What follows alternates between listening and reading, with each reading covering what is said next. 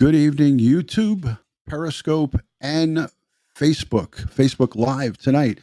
Dutyron back in again with another video. And tonight we're going to talk about the 150 children who were rescued and found by the U.S. Marshals Service, the Western District of Tennessee, the Tennessee Bureau of Investigation. This happened all last Wednesday, March 3rd, 2021. In an investigation that spanned from the fall of 2020 and many states adjoining. Guys, my name is Dutyron, retired New York City police detective with 20 plus years in law enforcement. If you like all things true crime and fact-based from a retired law enforcement professional, this is the channel. Please hit the subscribe button, hit that notification bell so you will get all things Dutyron. And you will find out when I go live or upload a video through the notifications. I have the Dutyron pen. Here it is, Dutyron on YouTube, Retired NYPD. I don't know how that's coming across. Probably not that great, but this is the pen to have. These are, as Bill Cannon would say from Police Off the Cup, these are dipped in butter. These are dipped in butter. So great to see my channel members, my Patreon supporters, and all people who subscribe to the Dutyron family. I greatly appreciate you. And just for my folks who are subscribed to me, newly subscribed, this is going to be around and surrounding the Orrin and Orson West case. I feel that anytime that there's a case that involves children who are exploited or missing or any missing children, it's an important thing for us to talk about it. And when I was live last week with Mark Class from the Class Kids Foundation, this story broke while we were live, and I didn't get a chance to speak about it. So I wanted to bring a professional on with you. I have Dustin Contreas, Co Director of the Coalition Against Human Trafficking in Kern County in California. I have him on in the backstage waiting to join us. But I wanted to say again, a special thank you to everybody who positively interacts during the live streams for Orrin and Orson West, for the missing boys, and all of the cases that I follow, cases that I cover. I appreciate you guys positively interacting, because it's important when family members of the victims of these crimes come in and watch our live streams and interact with their own families and look at what we have to talk about. They see the wonderful, respectful way that you guys carry yourselves, and I have to say kudos to you. So thank you to everybody who is positively interacting with respect and dignity, and that's what it's all about. It's about the boys. It's about the crime victims and their families. So the Tennessee Bureau of Investigation, along with the U.S. Marshal Services.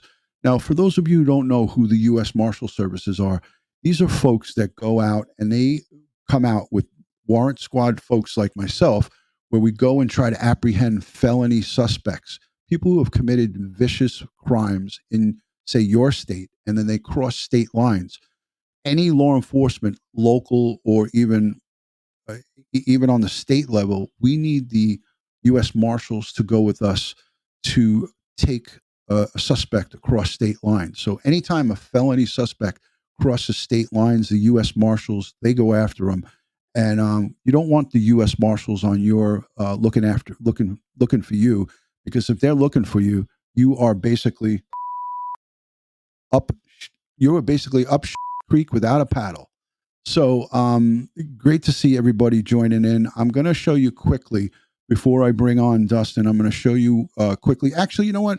I can't keep Dustin behind. I'm going to introduce him now. Thank you so much for joining, Dustin. I didn't want you to stay for the 12 or 15 minutes of the video that we talked about. We're going to show Dustin, co-director of the Kern County Coalition Against Human Trafficking. Thank you so much for being here. Tell my guests what your experience is and what you do, your expertise and what you do for the coalition. Hey, Dutyron, glad to be back on the show. So, yeah, like you said, thank you for the intro. I'm co-director of the Kern Coalition Against Human Trafficking. We're a grassroots nonprofit organization that's been around. I am a volunteer and one of the co-directors, along with a colleague of mine that comes from the academic field on the human trafficking side. And I as well have 19 plus years as a law enforcement officer, human trafficking detective here in Kern County. Yeah. So your law enforcement experience expands, as we spoke about earlier in the green room, over 20 years of federal, state, federal, local, and with your involvement with the this coalition. It's you're covering every ground from homicides to rape victims to sex trafficking. So I appreciate your expertise. I want to just say quickly thank you to someone just became a channel member. Let me acknowledge that and put that on the screen. Thank you, Karen from Canada. Karen, Canada, thank you for becoming a member. And I also want to thank Brent Montgomery for the $5 super chat. Dustin, talk to me about before we go into watching this short video, the case down in Nashville, Tennessee with the Tennessee Bureau of Investigations, 150 children ages 3 all the way up to 17, boys and girls, runaways. A few of them were victims of sex trafficking. Thank God it was just a small number. What's your thoughts on it? What type of operation is this and how extensive is it? What goes on behind the scenes? Yeah, so, from the looks of it, this started in the fall of 2020. And, it takes a lot of people, a lot of collaboration, and, law enforcement is involved, but what you don't see behind the scenes are, the different organizations that are there as victim advocates, the Department of Human Services, or what commonly people refer to as Child Protective Services, also have an input on what happens, because when law enforcement responds to something as big as this, you have to have those partners that are going to come in and do that wraparound service with these potential victims and survivors of trafficking. And, the fact that they're children kind of changes things, and they all have their different stories of how, they were in these situations, but obviously somewhere along the way, they were exploited by these traffickers. Right. And, to expand on that, the numbers are astronomical. And I don't know what it is in Kern County, because your county, as you told me last time you were on the live stream with me and Sergeant Cannon, Kern County is like 8,000 square foot county of desert. Yes. Right? So you guys have so much, there's so much that goes on with, the obstacles that you have to. I was looking for the right word, but it's difficult when you get a case to search for child trafficking victims. It's not like here in a concrete jungle where we're searching buildings and we're looking in people's backyards. You have some vast property to search, and 2,300 kids go missing daily in the United States. California, coincidentally, has the highest number of missing persons cases in the whole United States. I mean, correct me if I'm wrong. I did a little bit of homework on it. I did some detective work.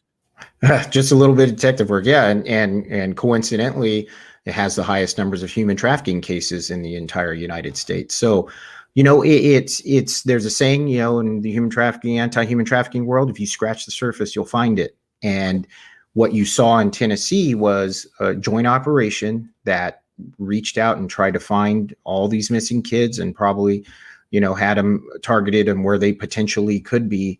And what you saw immediately was maybe some children that identified as a victim, and then potentially as a victim. But I imagine that number may grow as they debrief these children and if they make disclosures about what had happened to them. Right.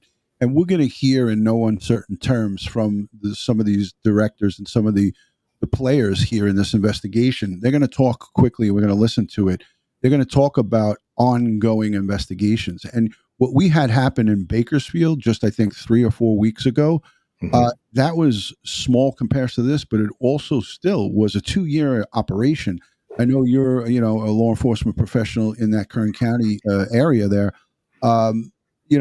People say, Dutyron, why? Why does law enforcement wait 2 years to make a move and take people down? I know the answer to it, and I've given the answer to it, but I want to hear it from somebody who's this is what you do. Why does it take so long for law enforcement to take down an operation like what we talked about in Bakersfield? And it happens everywhere else too. It's not just Bakersfield. But I'm bringing Bakersfield up because that's within Kern County. So. Right. So, like anything, you want to take your time, and safety is a concern, not just for the officers, but the potential victims that are involved in this. So you want to make sure, first off, what you're seeing, what is happening is a crime, and that you have, jurisdictional, operational sense when you do these types of things, and you don't want to, jump the gun, excuse the expression, and find out that you're wrong. Right. So, and you want to make sure that all your ducks are in a row. You just can't go off of hearsay and, people, oh, we think trafficking is going on in that residence. That's not enough, because, if someone doesn't understand that they're being raided by law enforcement and tries to shoot you thinking they're, being victims of a robbery, well, then that person can end up shot on the wrong information. That doesn't look good. So that's one issue, is the safety. The other issue is also, they do take time. So criminals, and especially traffickers, cover their tracks just like anyone. So, but they do it a little bit more, with social media and stuff. They learn how to do certain applications that maybe aren't in the jurisdiction of the United States. So they know it's harder for law enforcement to kind of get that information. So it has to be vetted, number one, to make sure that the information is good.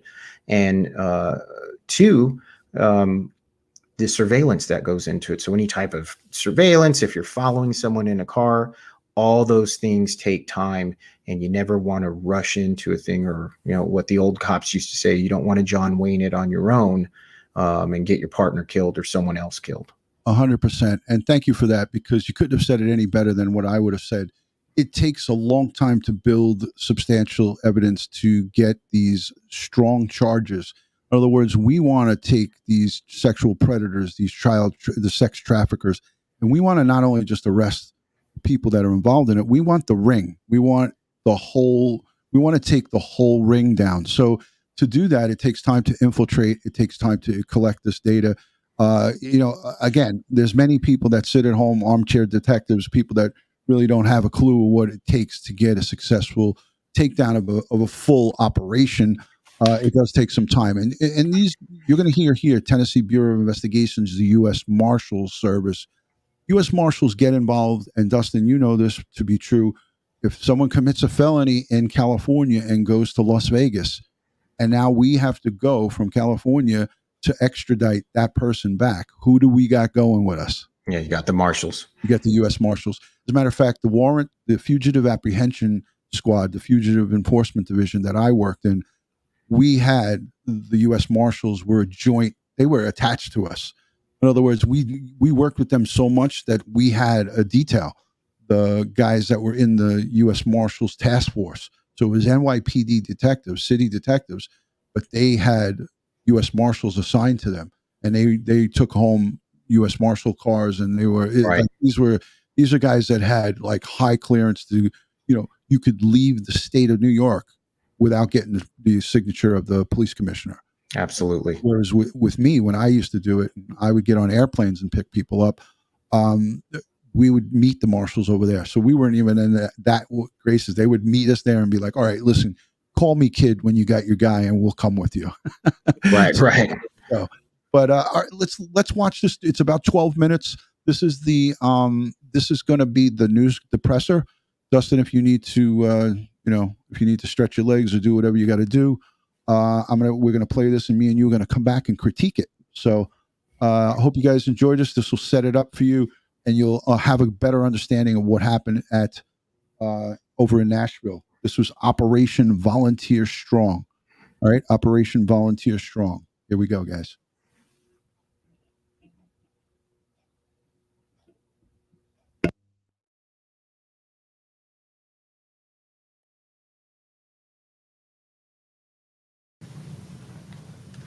Good morning. I'm Shelley Smitherman, and I serve as an Assistant Special Agent in Charge at TBI, overseeing the Missing Children's Program. I am so thankful to be here to share with you the good news about Operation Volunteer Strong today. This was a partnership between the United States Marshals Service, the Tennessee Department of Children's Services, and the Tennessee Bureau of Investigation. Our mission: to identify and locate our missing children in Tennessee. Leading up to the start of this operation took months of planning, which started in the fall of 2020. Our incredible team of intelligence analysts began building intelligence files for 240 missing children we determined and we were hopeful could be located through using various investigative techniques. Starting in January of this year, ground teams of law enforcement officers started running down leads on each child during a 2-week surge operation in our 3 grand regions of Tennessee. The operation ended in late February, and we're happy to share the results with you today. Of the 240 missing children identified, I'm so excited to tell you that we recovered 150 children. They range in age from 3 to 17 years old. They also recovered 8 children who were residing out of the state. Who are these children? Some left their home to run from some situation or conflict. Some were found with non-custodial parents or family members. Some fled from state custody. Some were dealing with abuse or exploitation. And you'll hear more about what's next for these children in just a few moments. I want to thank personally the Deputy U.S. Marshals from each of the regions who coordinated the ground teams, as well as the many TBI agents, the intelligence analysts, local law enforcement officers, and DCS who assisted with the tracking down of the leads that led to the successful recovery of these kids. Now, each U.S. Marshal will tell you more about the results in their respective regions and their key takeaways from this operation. First, David Jolly, who serves as the U.S. Marshal for the Eastern District of Tennessee. Marshal Jolly.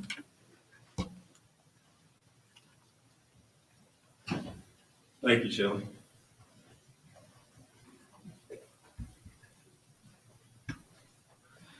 If you don't mind, I'm going to take my mask off just for a moment while I'm over here. I think I'm far enough away from everybody to be socially distanced.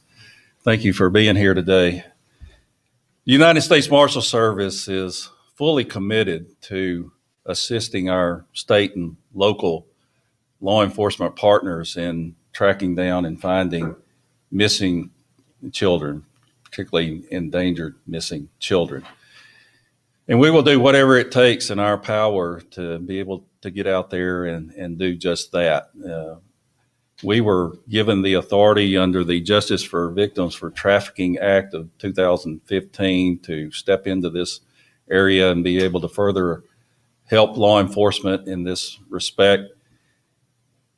We had received the authority in 2006 under the Adam Walsh Act to work with state and federal and local law enforcement on the missing children or sexual compliance, or people that should be registered properly with the sex offender registry. And then as of shortly after that, the new law was created that made it a crime to cross state lines if you're in failing to register, if should be a registered sex offender. So this operation was a fantastic operation, and I want to give credit to all of the agencies, particularly the 3 main partner agencies in this operation, which was TBI, the United States Marshals Service, and the Department of Children's Services. And without each one's role in this operation, there's no way it could have been as successful as it was. And an operation like this is certainly not about numbers and statistics. It's about the children and each one that we can recover. If we'd have recovered one, it would have been a great success. But the numbers were fantastic, and I give so much credit to the teams. Each agency kind of had a bit of a unique role in this operation. You know, the Marshals, we're famous for tracking down fugitives, violent fugitives. So our thought was, why not apply that same skill set, what we're really good at, tracking down fugitives, to helping locate missing children. With that, the TBI, who's the state repository, and Director Rouse can speak more to that when he gets up here, for missing and endangered children in the state of Tennessee. Was a fantastic partner. Their criminal intelligence unit, which are some of their members are in the back of the room, and I certainly want to recognize them, because without the analysts, this would not have been the success that it was. The analysts put together all the packets for the investigators to get out on the streets and start tracking down these children.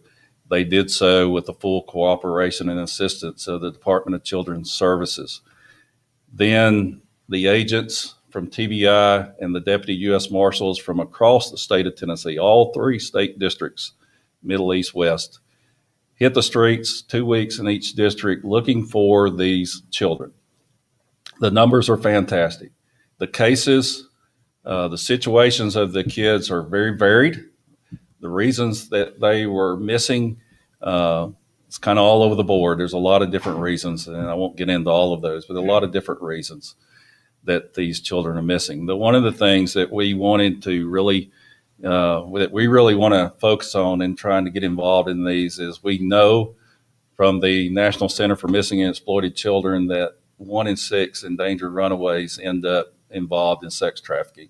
And whatever we can do to help recover these kids, help prevent them falling to sexual exploitation, that's what we want to do. We'll use every resource in the power of the United States Marshals Service to assist TBI, DCS, and our state partners in an operation like this to recover these missing and endangered children. Thank you. And I will introduce Middle Tennessee U.S. Marshal Denny King. Thank you, Marshal.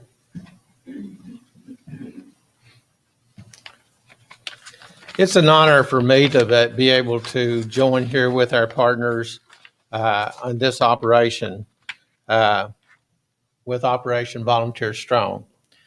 I concur with Marshal Jolly, our commitment. The Marshal Service is committed to work with our state and local partners to search and recover these missing children. I cannot imagine being a parent and my child missing, not knowing where that child's at or what that child may be experiencing. And even more tragic, can you imagine being that child that is either made a bad decision or whatever the circumstances may be taken against their will, but what are they experiencing? And being that child and not knowing whether somebody really cares, whether anybody's looking for them or searching for them. Have they forgotten about me? You know, I just can't imagine those circumstances. Here in Middle Tennessee, we were fortunate to close 42 or clear 42 cases. 29 of them was done with the analytical work and the help of the different ones working the cases early on. We recovered 13 during that time. And one of these children that was recovered in Middle Tennessee was identified as a potential human trafficking case. And this is an ongoing investigation with TBI at this time. But another case that I think is very important in mentioning is a child that one of our groups had worked diligently with. They'd tried to uncover every stone looking for this child, was unable to do that. But the next day, a tip was called in to the local police department, and that child was recovered. This child had been missing for 460 days. That this child had been missing. And you know, no one may not be charged in this case, but can you imagine being that child and not knowing after 460 days whether somebody was really looking for them or not? We can't give up. We need the public, We need the media. We need our law enforcement partners and the other children's services departments to not give up on these children, to continually look for them. 460 days this kid was missing. And the tip from the public is what brought him home. 460 days. I don't know if you guys heard what this agent said, but a tip from the public brought them to bring this kid back home. Amazing. Kudos to the public. Kudos to the tip line. That's why we always got to call in tips to the tip line for Orrin and Orson West and for every missing children case and every missing person case. No tip is not to be looked at. And make sure that they know that someone's looking for them. At least these children that we have talked about here today, the ones that have been recovered, knows that someone is looking for them, that somebody was looking for them and somebody recovered them. Those other missing children out there, I wanted to send the message to you that we are looking for you, and we will continue to do that. For each one of these kids that is missing, we don't know what damage may have been done, but we know the ones that we have recovered during this operation are in a safe environment today. Thank you. Now I will turn it over to Marshal Tyrese Miller from the Western District of Tennessee. Thank you, Mark.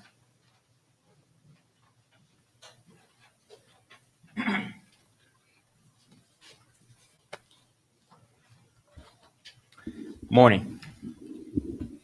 Today, children in our state are safer. Predators are behind bars, and for those who aren't, they should be worried. Just like the Tennesseans who volunteered to fight for our country in the War of 1812, which led to our state's nickname, DCS, TBI, and the Marshals Service went to battle for our children as part of Operation Volunteer Strong.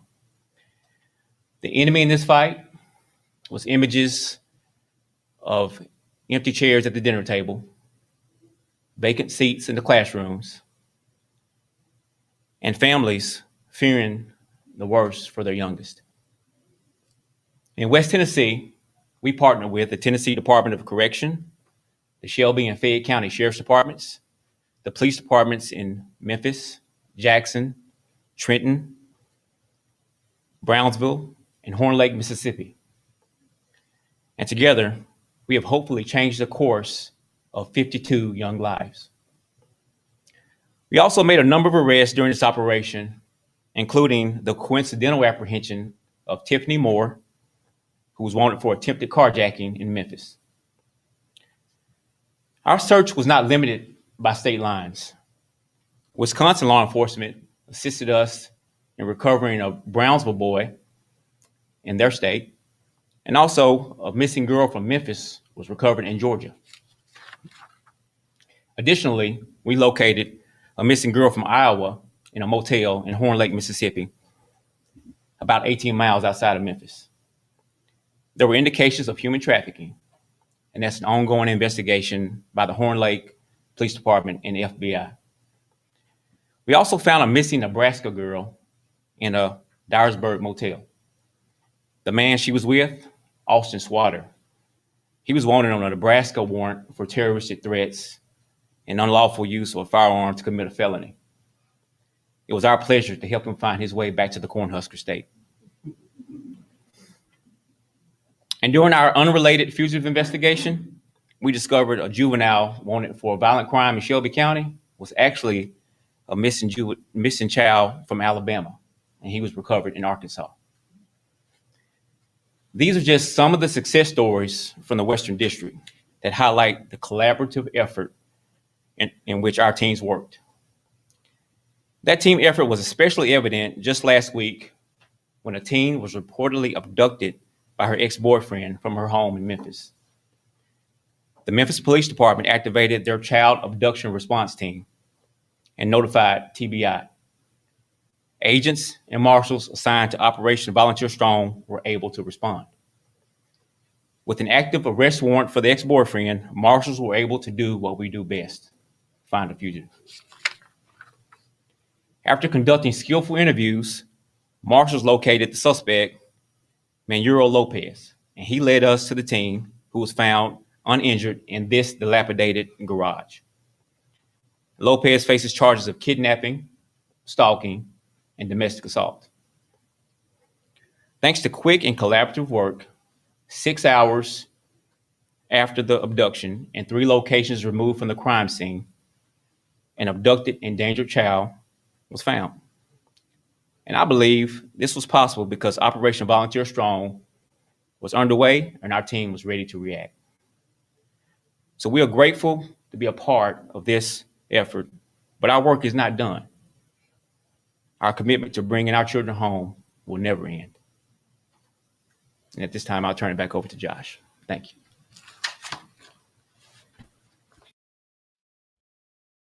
Our work is never done. So that was the press conference from the Tennessee Bureau of Investigations, TBI, and the U.S. Marshals Services.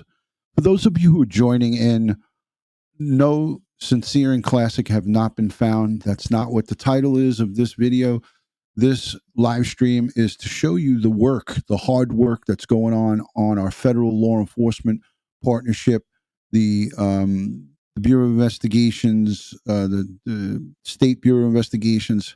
We're back on, Dustin. This was to highlight and to show you folks what our federal partners are doing and what is going on behind the scenes. Many people think, well, nobody's looking for our kids. But you hear these federal agents, these U.S. Marshals, calling them our children. I don't know if any of you caught on to that, but anybody that's invested in an operation like this is personally involved in it. And I don't care what anyone says. We always say in law enforcement that we have to keep it professional. But in cases where it involves children, it's very hard to not be personally invested in it and have the kids and the boys, the girls, the children at the forefront. And we do backflips to do whatever we have to do. And Lieutenant Pete Pranzo is here, a 20-plus year New York City police executive who has done such an unbelievable job. And I'm going to have him on my show as a guest soon. He could tell you when it comes to crimes against children, no matter what unit you work in, no matter where you are, what you're doing in the police department, whether it's on patrol, whether it's a detective. And Dustin, you could tell the viewers, working in Kern County, you have such a tremendous amount of missing children and missing people. You want to speak about the dedication and the vigor that goes into investigating these type of cases? Right, you have to. So I know one of your watchers here had left a comment about that. The thrill and what it takes to do this kind of work, and what I would say to that, it takes a very special person. So the types of detectives that do SVU type of work and missing children have something built in them that they're able to continually get that residual type of trauma on them and continue to do the job. And a lot of them do it because they really have a passion for helping children. And, when you see someone, the most vulnerable people in our society that can be, exploited, and when it's children, especially if you're a parent, you kind of have to find a way to compartmentalize all that and continue with the job because the stakes are so high. Yeah, I concur. Again, people take for granted, like they'll say, well, not enough is being done. Not enough is being shown to me as a public, as a civilian. I want to hear updates. I want to know what's going on. But again, as we say time and time again, if we were to divulge or show our cards, if you will, we could be jeopardizing the recoveries of 150 kids. So Jonna says, I don't know if it's Jonah or Jonna. I know I screw names up all the time. She states, I highlighted it here, you could hear the emotion in their voices and their determination. Yeah. Thank you for that comment. Yeah, hearing him say that, our children, that's not scripted. No. That is coming from the heart, and that is someone that's probably been doing this work a very long time and is vested in doing this job. Yeah.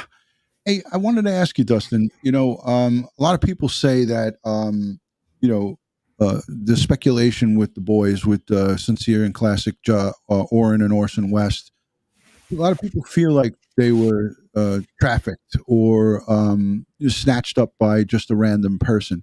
Talk about the percentages of cases of missing children that are taken actually by abductors. It's only like three. I mean, I don't want to say only, but it's like 300 a year are by random snatches at the shopping malls and things of that nature. This is United States, U.S. wide, nationwide. Right. Mm-hmm. What are the percentages and the chances of those type of cases happening with this? Like people are continually saying that they were snatched up or trafficked or sold. Mm-hmm. In this. I know you mentioned it the last time. I want to hear. Yeah. It's that is very rare. Obviously, law enforcement doesn't rule anything out because those things do happen, but very rare to take two children at once. And again, sometimes that does happen, but it's sometimes familial. It's a parental abduction type thing, but a stranger abduction, just to take someone off, their front porch or in the mall, especially two children. Right. Kind of rare, that sometimes it happens where, a parent might leave their car running. They run into the store real quick and someone comes to take the car, don't realize there's two kids in the back seat. Right. Sometimes it's not impossible, but the probability of it is slim on a scale. It's not like it's impossible that happened. I just want to give some of these. This is off the worldpopulationreview.com site, and it gives the states by ranking with missing persons. So California, missing persons by state in 2021. It doesn't give a ranking, but it gives a number. So 2,133 already so far in 2021. Is that possible? Oh yeah. So and you got to think about. A missing person can be also just a runaway, or what they refer to as an out of control juvenile. What's funny about numbers, and one thing that was brought up in the past is that Native Americans, so if they belong to a reservation or that, they're not counted in those numbers because they're not counted in the census. Yeah. So there's been a lot of attention about that coming to the Native American, to the reservations, because you can't count them as a missing person because they're not in the census. Right. So here it says the vast majority of missing person cases are resolved relatively quickly. For example, in 2012, there were 661,000 missing person cases reported nationwide. More than 659,000 out of those 661,000 were resolved within a year. Mm-hmm. So it's showing that there's a number of, there's still more than 17,000 missing persons cases and 13,000 unidentified bodies that are recovered in the United States open. So, there's so much, there's so many numbers that go into this thing. But I want to talk about the difference of manpower, the sheer numbers here. These are astronomical numbers, but the manpower that are working on missing persons cases, I'm trying to get my mouse over to my third screen. Oh, here we go. Thank you. The amount of law enforcement, what I'm trying to say is we just don't have enough personnel, and there's it's difficult at best to work every one of these cases with the manpower that we have nationwide, and even with partnerships from our federal partners in the state, there's still not enough manpower because you're talking about. Here, look at this number. What did we say? 2,300 children go missing every day. Right. Yeah. You can't assign a detective to each and every one of those cases. Correct. Unidentified bodies. These are people who wind up maybe indigent or homeless folks, mm-hmm. or homeless people who don't have next of kin, who die either in the streets or in a public place or in like a shanty village or in an abandoned building, and they're brought to the medical examiner's office with no identification on them. So there's it's a very difficult task and process, which next time I have Barbara Butcher come on. She is the New York City chief of staff at the medical examiner's office. She was instrumental in identifying the World Trade Center victims over at 9/11 in Manhattan. I want to bring her on and talk about some of the challenges of identifying people who come in off the street with no identification. That's why I always tell my kids, I tell all my friends, if you go out, the one thing you really should remember to have on you is a piece of identification. Right. Because if something was to happen to you, say you pass out or you know, whatever, and you're in the hospital and you're unconscious, and they look through your pockets. It's the first thing the cops do, the police do. Right. And come, okay, you got to do an inventory on his property or her property. If there's no ID there, it's Right. anybody's guess who you are until you wake up, right? Yeah, absolutely. Like, and get your children fingerprinted. I know that's more common than it used to be, but I remember starting my career that was a big push for that. And obviously for the reasons being, you find an unidentified body, sometimes it takes long. And as DNA databases get larger and as it becomes more common in labs, sometimes that's how, people are being identified. But yeah, the manpower. Right. How do you handle all this? Yeah, it's difficult at best. So I want to show a quick, this is another great website, Child Find of America. Are you familiar with this one? Yes, I have seen that. Yeah. So it gives you facts and stats on missing children. And I mean, we have grandparents and parents here, but I can't overemphasize the importance of education. My kids were never really out of my sight for, anywhere we went. It was my eyes were always on them, and I never took them out of my sight. And the exception of the story that I told out at Citi Field, where I lost my kid behind home plate on the field for 30 seconds, and it was the scariest 30 seconds of my life. But again, it's important that the fingerprinting, the DNA kits. We're living in the day and age of data and collect. This science has expanded and become so important in identification and taking the DNA of your child. Like to me, it was just unheard of. 27 years ago when my kids were born, I was like, what? Maybe the fingerprint, yeah. But now DNA, okay, let's take your hairbrush or whatever and bring it and put it in. But that's an important part of an identification process if someone was to go missing. And these are scary statistics, Dustin. What kind of battle does law enforcement have where they're trying to educate the public on how to cut these numbers down? What do we got going on from the federal and state and local to try to combat this, other than the identification process, the fingerprinting? But what type of education is going on in Kern County with trying to, keep these numbers down? Yeah, so we have a great, Department of Human Services, or what people tend to call Child Protective Services, that reach out to the community and put these types of educations out. But it's not only that, sometimes children do come from a bad home, and sometimes the parents may need some type of parenting classes, or maybe how to deal with a problem child so they don't run away and they don't seek, a type of attention from what traffickers look for. So traffickers love to look for at-risk youth. They love to manipulate them, and that's how someone can be put into a trafficking situation, a child, and you never see them again. Or, unfortunately, you may find them, deceased or, in another state. Right. So they reach out that way, put a lot of stuff out. Obviously it's harder now with the pandemic, but parents and even aunts and uncles, if you have a niece or a nephew that's acting out like this, talk to your brothers and your sister siblings, and reach out to them and find that education for them. Find those links for them, because when you're dealing sometimes with the at-risk youth, or someone that has some, behavioral health issues, as a parent, that, you're trying to deal with that and not thinking, that this child may run away one day and, they're just trying to blow off steam.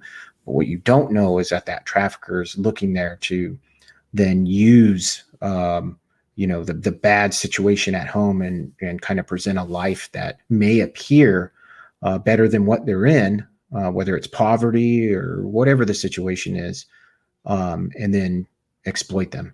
Yeah, this is great information, and I know you receive extensive training and updates in regards to this type of stuff, and that's one of the reasons why I brought you on here tonight. And not only because we're good friends, I just knew that you would have an overabundance of extra information for people, and what you just talked about is invaluable. This is the U.S. Marshals website. You could go to U.S. Marshals, www.usmarshals.gov /investigations/most wanted. This is their most wanted page, and you see right here in the middle of the page, submit a tip. Mhm. That's how easy it is, folks. They're making it so easy. There's a 1-800 number right here in red, but the tips, you can just click on this and submit a tip. You put your county in, United States, worldwide, and then you select your state, boom, and then the rest it's just self-explanatory. And you go through this stuff, and anybody that has information on something that might just seem not right, like the marshal said, we were able to bring a child home that was missing 460 days. Mhm. 460 days, folks. That's a long time. So it's so important, and I got to go full screen with both of us here for this. I can't overemphasize the importance of making those good tips, calling those tips in. No tip is not a good tip, and I don't care what anybody says to you or however you've been blown off by any authority. If you feel that you called a tip in and it wasn't being acted on properly, ask for a supervisor and make the supervisor take that tip. It's as easy as that. So that's my advice to folks who have tips that they feel maybe weren't looked at, or if you Yes. feel you've been blown off. Someone threw out the National Human Trafficking Hotline number there, and that's the other way. I guarantee the TBI and the Attorney General there in Tennessee were 100% connected with the National Human Trafficking Hotline. And I'm trying to look for that comment, but thanks for whoever put it up. But yes, the National Human Trafficking Hotline, that is going to go as soon as you say where you're calling from or where the potential victim may be. They're going to link you with the law enforcement responsible in that jurisdiction immediately, Right. whether it's by phone call, text, email, especially if it's a hot call, so to speak, in progress. They're going to call the dispatch for that area immediately and relay the call. Yeah. So, I mean, here you're hearing it directly from someone from the Kern County. He's a law enforcement professional. This is, an active guy who is a co-director of the Kern County Coalition Against Human Trafficking, and also with the Kern County Sheriff's Office. So, listen, this is good information. I feel that each and every one of you should take what this law enforcement professional is putting out there to you. Don't be a cynic. Don't be a poo-pooer. Some of the like these federal partners that we listen to on this news conference. A child was brought home after over a year and whatever, 365 days or 60, so a year and some change. That is a tremendous recovery because of somebody like you calling in. So it's important that we do this. I'm going to look, if it's okay with you, Dustin, at the chat and take a couple of questions. Absolutely. If you guys want to direct any questions about Sincere and Classic or Orrin and Orson or any of your missing persons or missing children from your state or outside the country, we can't really help you because we're not familiar with the laws and the rules outside the United States. But if you guys want to put in a couple of questions, I'm going to try to pick out some of them. If it's in the United Kingdom, I do have a connection in the United Kingdom. Okay, so the UK folks, we're covered over there too. So let me see. Let's see what we got here. Debbie in Canada says, "Hi, Duty Ron. I just wanted to say that the reason everyone keeps it respectful is because we have the utmost respect for you and your channel." Thank you, Debbie. I appreciate that. And I love and respect you right back. So, it's a two-way street here. You give respect, I give it right back to you. So thank you. Thank you for that. Let's look for some questions. See something, say something, says Yelfa. Thank you for that.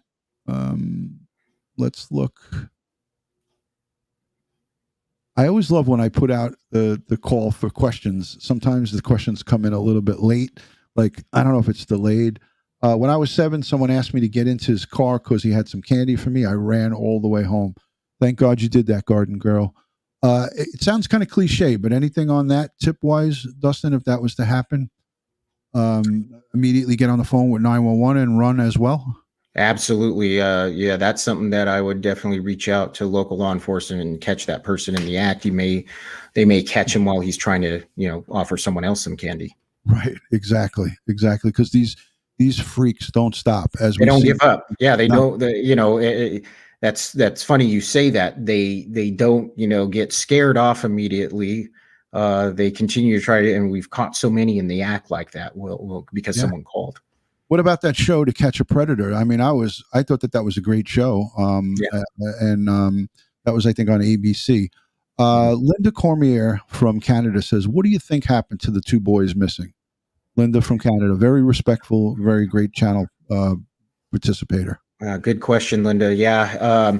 And we kind of talked about it earlier. Some things, are not palatable to the community and things that you say. So I hope for the best. But like any law enforcement professional will tell you, as time ticks away, anyone gone that long, it doesn't, the survival and the recovery rate does not ever look good after this amount of time.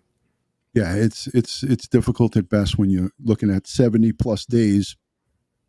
Joey says NBC To Catch a Predator. Thank you. I knew that there's always my good friend, that's Joey Brooklyn, but there's always someone who will put me right on to exactly what it is. Like I said ABC, but it was NBC. I can't get it right. So Tina Hammond says, "What is the average punishment for traffickers?" So California, and I think I brought this up before, actually set the tone for the rest of the laws in the United States. So child trafficking, just off the top, trafficking a child for sex under the age of 18 can carry a life sentence. Yeah. Hands down. And that's got to be arrest, an indictment, and a conviction at trial. Correct. Right. So you got to build a good case. You got to have great evidence. This is another great question. Thank you for that, Dustin. Shannon Bennett says, "Duty Ron, why the push for foster parents to relocate to Cal City if that area is infested with registered sex offenders?" Hold on a second.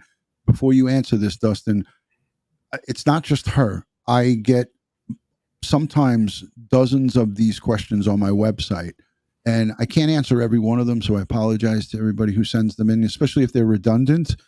There is a question, Dustin. People say that these adoptive parents and others have been directed, and I don't know how true it is, but they've been directed by CPS to relocate from, say, Bakersfield and these adjoining places in Kern County and go to Cal City. Is there any truth to that, or is there any reason behind it, financially or anything like that? Anything known to you? No, I wouldn't see that because I think, and I can't recall if they're foster parents or adoptive parents, but they're adoptive. They were. Yeah. So when you adopt a child, that child is now yours. So just like anyone, you're free to take your child wherever they want to. When they're foster children, there's obviously rules about moving them. When they're still not, they're not adopted by these people. I think the question is there anything beneficially to them financially more by moving to California City?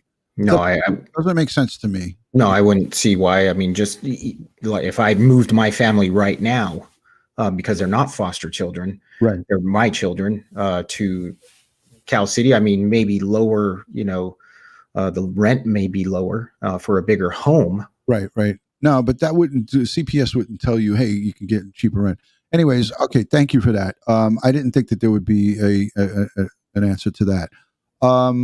Kids that are murdered, is there any truth to this? Is kids that are murdered by a kidnapper are dead within 3 to 5 hours after being abducted? The FBI. I think I remember reading something like that. Is that a decent statement? Yeah, and there's a percentage in there of if they're sexually assaulted, and that usually comes. You can go deeper into that, but that sometimes is someone that has been caught before, so they know without a witness, right. They kill their victims. Yes. Spirit Hearts. Good night. She's saying good night to Beth. It's way past Beth's bedtime. Beth is in Illinois. She's a retired corrections officer. You know, those COs, they work hard. So when they're retired, they got to go to bed. Absolutely. Right. They got to be tucked in with their fuzzy slippers and their little jammies early. So good night, Beth. We'll see you soon, princess, little kitten. Go to bed. Here's another good question. Let me take that one off. Hold on. What is this one? What are the chances Jacqueline and Trezell will be given back their children? Okay. Thank you for that, little Lolo. Because I had a senior moment and my brain went completely gone, and I just picked on that question just by chance. They have they have 4 adopted kids. They got the 2 that are missing, 2 that were taken away, and then 2 other of their own kids. So there was 4 kids that were taken from them when this all happened. When they reported the kids missing, they took the 4. What's the chances of them getting those kids back without any resolve and finding out where these kids are? Right. So obviously I don't want to speak on behalf of DHS, but just in experience, sometimes obviously these cases can go long if they're being investigated by whichever law enforcement agency has them.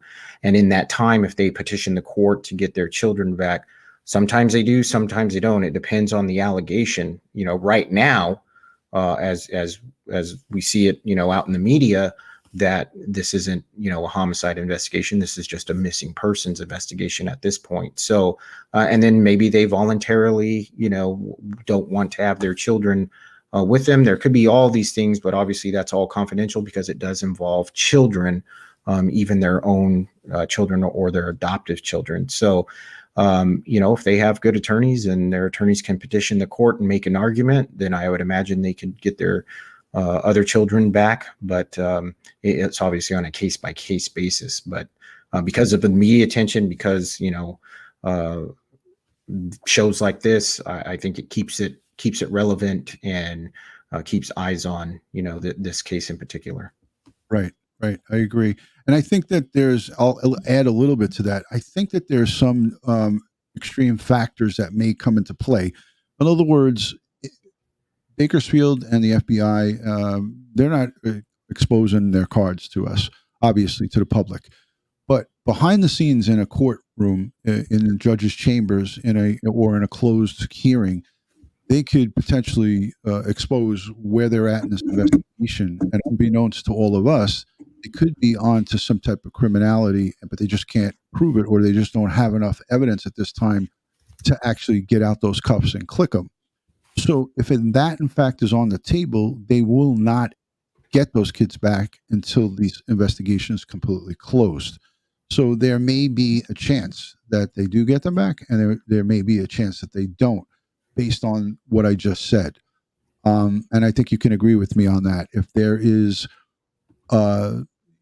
leads that they're going down that look like these kids were definitely something nefarious went on with them, and they may or may not be in that state right now.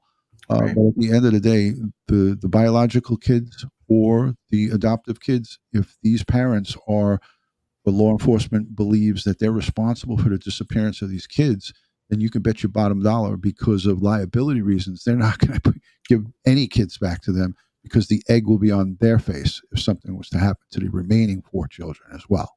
Correct. Yeah, you're absolutely right. So, again, there's things that we don't know that are out there, but, liability is a big issue. There are laws about that when regarding to DHS about when they give children back or when they don't take children. So it's a double-edged sword. They have to make their best judgment calls by what's presented to them and what they know at that time. Right. Yep. Exactly. Stacy B, good question. I don't think Dustin can answer it, but I'm going to read it anyways. At Dutyron, that might be at me. How are they continually fostering kids? They're not financially secure. They foster adopt. I'm not familiar with the CPS system. I'm working on getting somebody who's retired to come and speak with me on some of these difficult questions. But I would imagine that we don't know their financials, but the police department and the investigators and the FBI knows their financials. And I guarantee you this, the Department of Social Services, whatever you guys call it, what do you call it out there? CPS or Department of Human Services.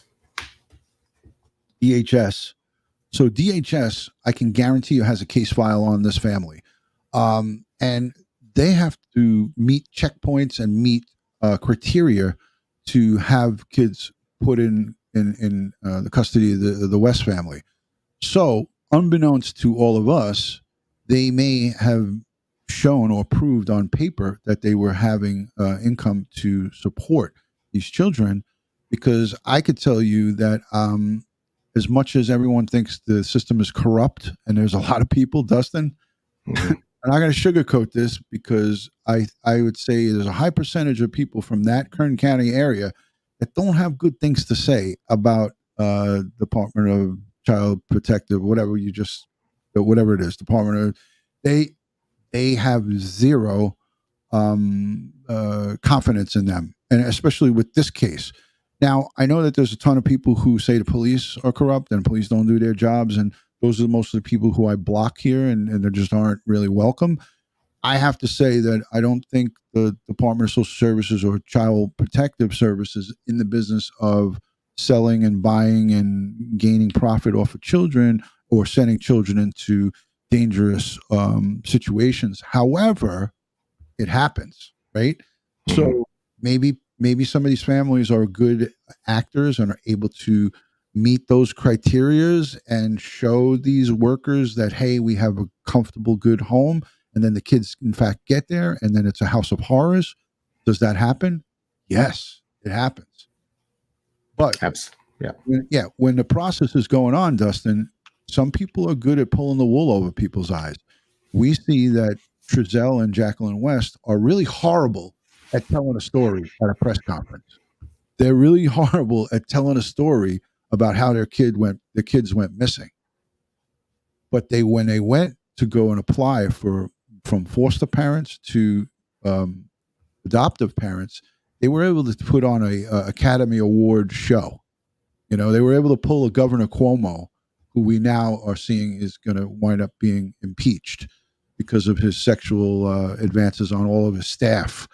But Cuomo pulled the wool over everybody's eyes here in New York and across the United States. As a matter of fact, they were talking about some kind of award for the governor some 6 months ago on his performance. And now everybody's turning their back on him because he's kissing this one on the lips, touching this one on the buttocks, doing all kinds of craziness. 6 women have come out. So my point is, and the reason I bring it up is because he was able to pull a fast one on us. Mm-hmm.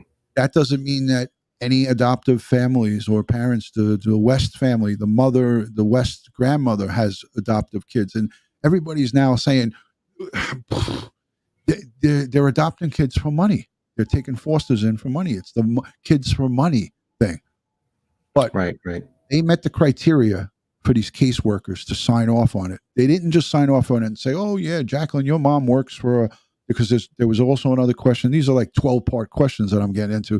But people were saying, oh, Jacqueline's mom works for CPS, and because she works for them, that's why they were able to do this. Right. Yeah. Obviously conflict of interest and stuff like that, mm-hmm. where if a parent did work there, I would imagine that would pop up. And there's not this, we're not touching that case. Right. It's just like if you went out on a homicide and it was, God forbid, somebody in your family, right. They'd be like, hey, Contreras, come with me. You're gonna take the night off. Absolutely. Rivera is going to be on it, or Licardi is going to take it. Mm-hmm. I've had it happen to me. I've had it happen where there's somebody in the cells, and they were being debriefed, and there was, somebody from a friend, one of the detectives' families, his son's best friend was in the cell, and a guy, the perp was calling him by his last name. Hey, come and help me. Well, you know what happened? A lieutenant came in and said, "Hey, time for you to go home, kid." Right. Yeah. No. You're in the tour. You want me to sign you 28? You could go. So, yeah, Lieutenant Pete Pranzo is here. He's a retired lieutenant. He knows what I'm talking about, and it's all the truth. So, Dustin, I so much appreciate. We're into the hour mark here, and you said to me, I said to you, I was going to keep you for 35 minutes, and you were like, "Oh, we could go for hours if need be." Yeah, human trafficking. There's so many facets. I saw, one of the comments. What can people do? Find your local coalition. They're all out there wherever you're at. Just look for, a local coalition and maybe some type of victim service provider, and take what we call a human trafficking 101. Educate yourself. You can go to polaris.org, what commonly known as a Polaris Project. So polarisproject.org. Go to there and start reading on some of the things. It talks about myths. It talks about some of the things that have been put out in the media, including almost similar to how this happened in Tennessee, but then, sometimes the story can evolve into something that's not true. So it talks about different stories like that. And then also, for Bakersfield and Kern County people, you can go to our organization, KCAHT.org. But also when you're on Polaris, take down the National Human Trafficking Hotline. If you see something, call someone. And I like to end this with everyone. You have a lot of viewers out here, and everyone has, their own professional and their own personal lives. And law enforcement, and maybe this happened in Tennessee, can't do it on their own. Organizations like mine can't do it on their own. It's usually an unsung type hero, that person that sees something and calls the hotline, and is able to get a child some help, or a victim or survivor of human trafficking some help. It's not always, cops kicking in doors and rescuing people with capes on. It's the normal citizen that has the education and has the wherewithal to know what they're looking for when it comes to a trafficking victim, and they call someone and help get that person out of their situation and taken care of. Very well said, Dustin. I put up the KCAHT website while you were talking. I don't know if you saw it, but you guys can go over to it. Like you said, it's KCAHT.org, right? Yes. Unlocking Freedom. Let me put that up there again so people can see it. I'm going to go full screen with it. You're still on audio-wise. Let me take Pete off there. Thank you, Lieutenant Pranzo. So this is the website. This is the home page. I've got it full screen, so it should be coming out good. It's got a blog and a news and a resources page. On the resources page, I'm sure there's a ton of things here. You want to describe what we're looking at here? Yeah, that's just some of the things that we've done in the past. I mean, and then there's a link to some of our partners in there, and one of them is that the Department of Human Services. I don't want anyone to think that some people do try to give them a bad rap, but their CSEC section, what we call the CSEC unit, the commercially sexually exploited child, that unit is that's all they do. All they do is human trafficking of children, and they take all the leads when it has to do with someone under the age of 18, and they investigate it hand in hand with law enforcement.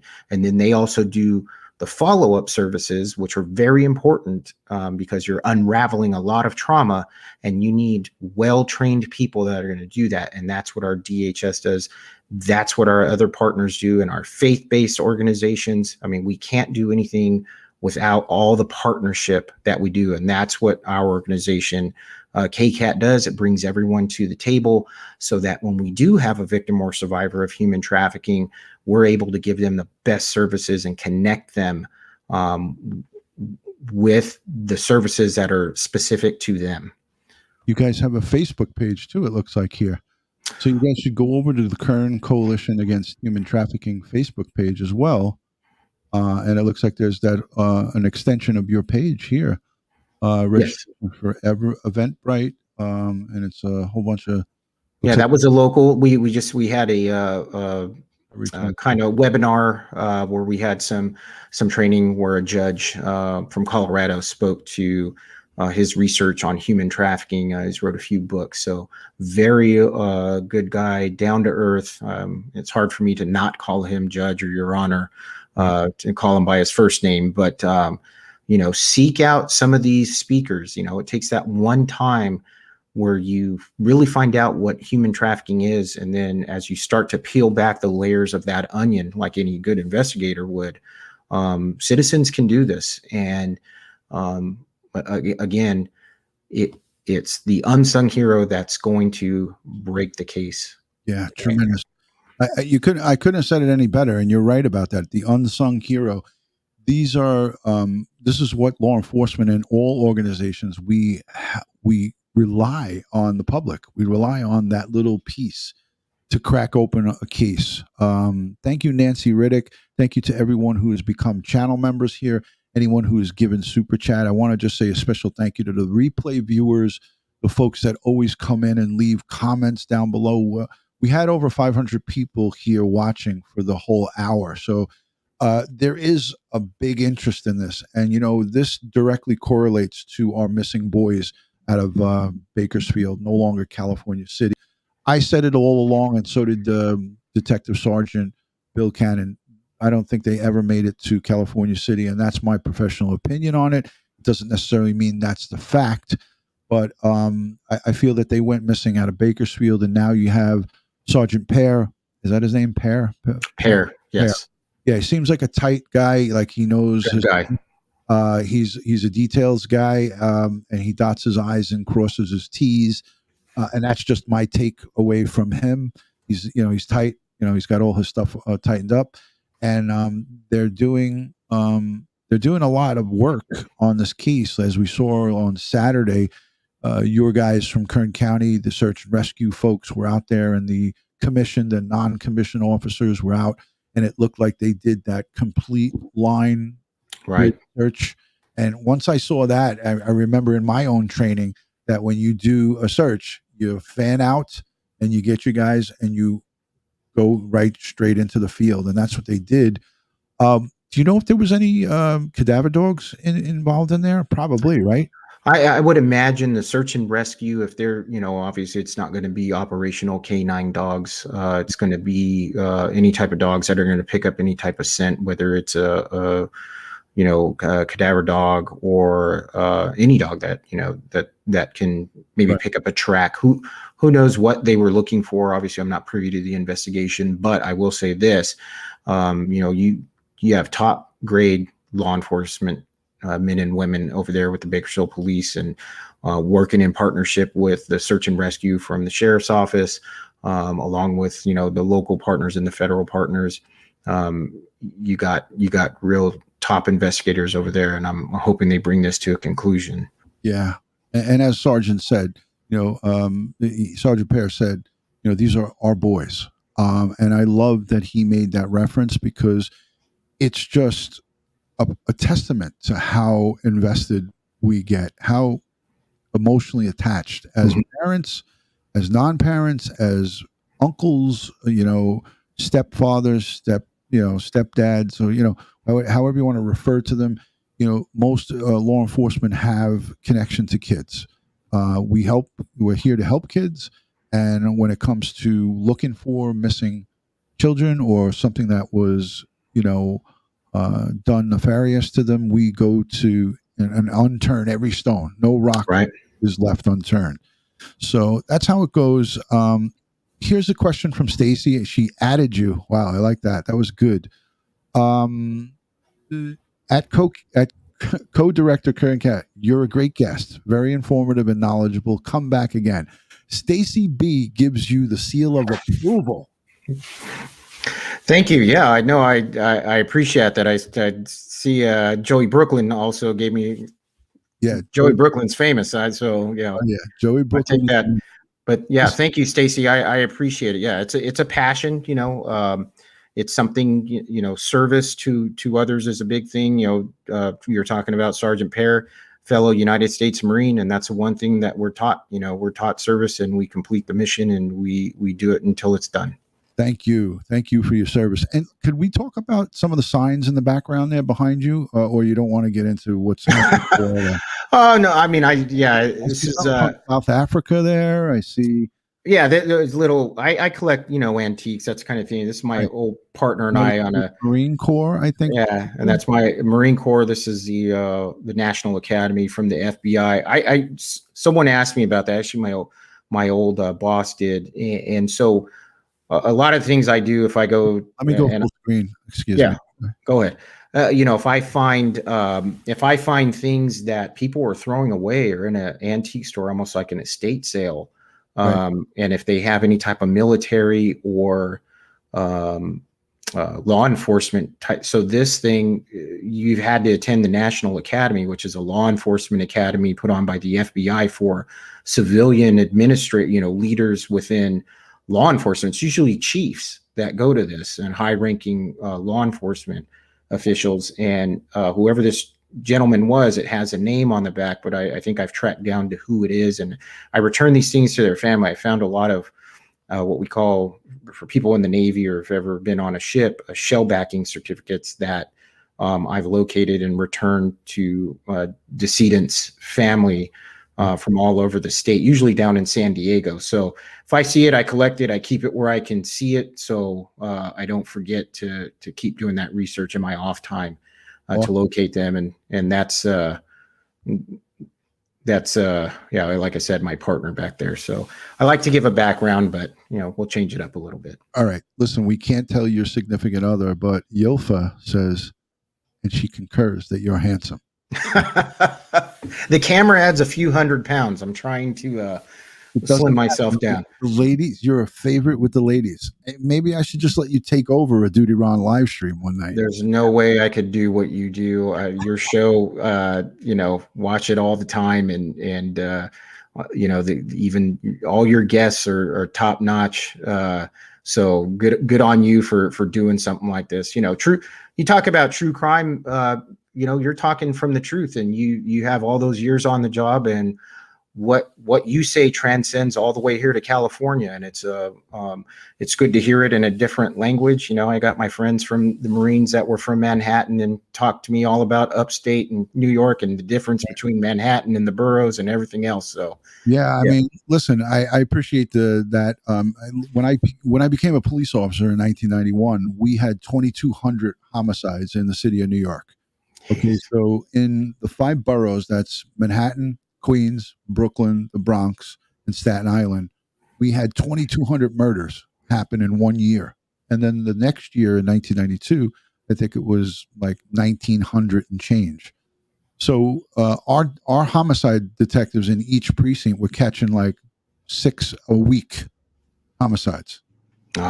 So it was, I was on patrol, obviously, because I was a rookie, but I was on patrol, and I would respond to, on an 8-hour shift that would turn into like 16 hours, an 8-hour shift. Sometimes I'd get 2 in one shift. Wow. 2 crime scenes. Mm-hmm. So, Lieutenant Pete Pranzo can attest to it, because he was on the job way before I came, but he was there and saw what we were dealing with. So Yilfa is giving a comeback. Here it is. Dutyron. Linda said he was handsome first. I agreed. But but it was her who brought it up first. All right, Yilfa, she's trying to backtrack. All right, let's reel this in and let's wrap it up. Dustin, will you come back again soon when we have some updates for the boys, Sincere and Classic, Orrin and Orson West? Absolutely. If I got the time and I'm not out on something, I'll be here. Well, you are awesome. You're a fan favorite here on the Dutyron channel, and I appreciate your service to the country in the United States Marine Corps. I appreciate your service to the people of Kern County. That encompasses Bakersfield and California City and quite a few other jurisdictions. You guys have a large area to cover, and it's a dangerous job in any way, shape, or form. Any law enforcement professional, it's difficult right now. We're in a different day and age. So I tip the Absolutely. cap to you. I wouldn't want to be a cop right now, but if I Yeah. had to, or if I was on the job, I would be dealing with it. I would Yeah, tell you yeah. that right now. But yeah, definitely a lot of respect for what the men and women of Kern County do, Bakersfield, California City, and all the other men and women all throughout the United States that are out there day in and day out. We had 2 officers in the NYPD shot 2 nights, not tonight, but last night. Wait a minute. Yeah, the night before last, they were on a dispute. Emotionally disturbed person came to the door and opened fire on them in a stairwell. But thankfully, the officer was saved by his bulletproof vest. Wow. So I'm going to show that on a clip quickly on my next live stream. I'm going to share that with you. But thank God the men and women of the NYPD are all safe and sound. The bulletproof vest saved them, but the guy just opened up fire on them and they returned fire. So bad guys down and the good guys are okay. So again, I hope to see you on the next one. I like to end these by saying God bless the world, God bless the United States of America, but God bless each and every one of us here in the chat and all victims of crime throughout the world, throughout the United States. We always give it our best to bring justice for the families as law enforcement professionals, me and Dustin and all the men and women that are out there. We do our best to bring justice forward. Guys, good night from New York City and from California. God bless. Talk to you soon.